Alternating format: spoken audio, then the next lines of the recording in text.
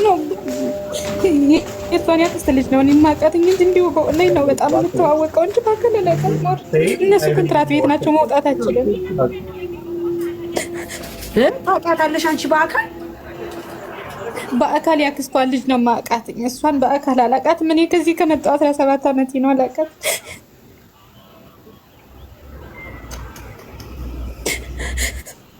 አታልቅሽ ማሪሽ አታልቅሽ።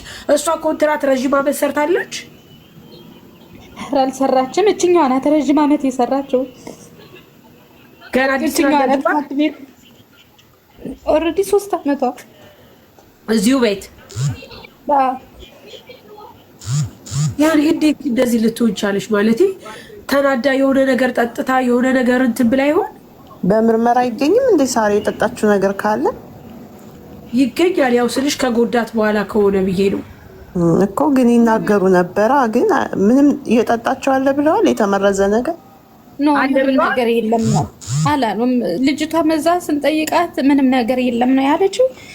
በቃ ሲሰሩ ቆዩ። ቀጥታ ወደ ረፍት ቤት ገቡ። የተወሰነ ተናደደች አለች። አንቺ በቃ ተይ ምናምን ብዬ እኔ ተቆጣኋት አለች። ተኛን አለች። ከዛ በኋላ በቃ ምንም በዛው እንደተኛች ነው የቀረችው። ስቀሰቀሳት ምንም መልስ የለም ነው ያለች። ሰዎች ቤት አልነበሩም ነው ያለችው። ሰዎቹ የሉ። እሺ አሁን ያክስቷ ልጅ ሄደች እዛ ልታያት ሐኪም ቤት ጠየቀች። ባለቤትሽ ጠየቀ?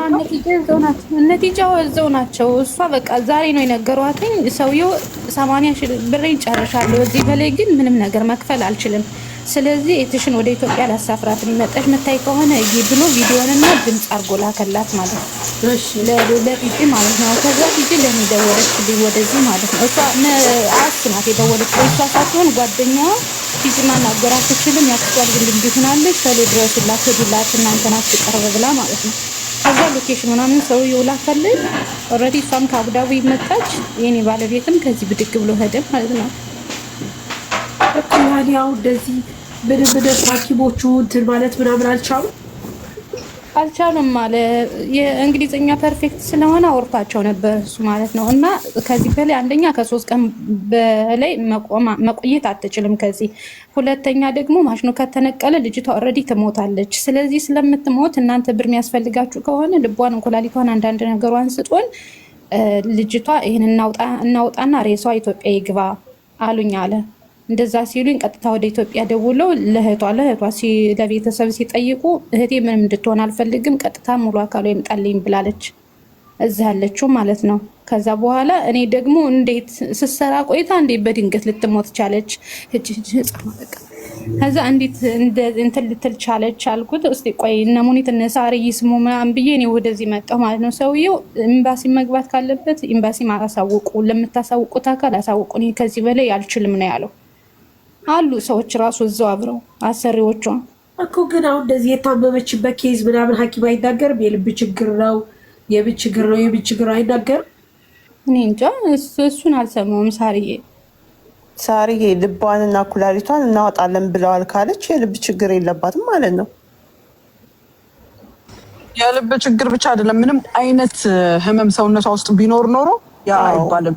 እንደገና ደግሞ አሁን ነገ ማሽኑን ሲነቅሉት ኦልሬዲ ወደ ፖሊስ ምርመራ ነው የምትሄደው።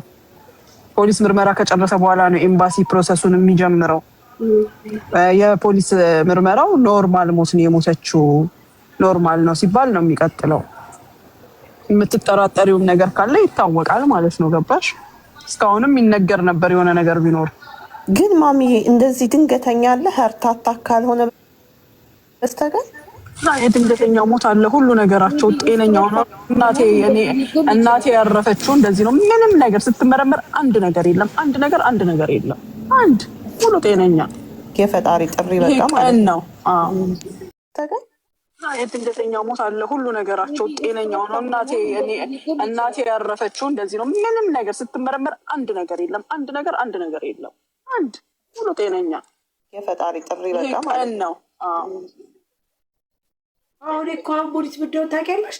ያኔ አሁን እንትኑ ኬማዊው እንትኑ ይሄ ከተነጠለ በቃ ለንስሐ ሞት አብቃኝ ማለት አሁን ነው። ሳርዬ ማርያም እንደዚህ የሆነችው መሲ ሐሙስ ዕለት ከሰዓት ሳሪ እስከ ጠዋት ድረስ ስራ ስትሰራ ነበር።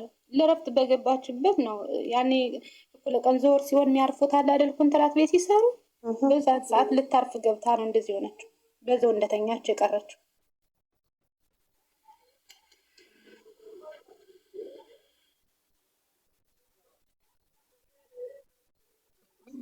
በጣም ከባድ ነው። እግዚአብሔር አሁን አዋራሻቸው ካላስ ያግዙሽሽ።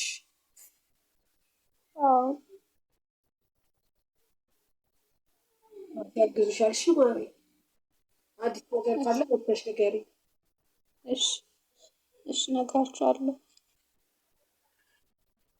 ያኔ ታሳዝናለች። ዝም ብላ በተኛችበት እንደዚህ መቅረት በጣም ነው የምታሳዝነው።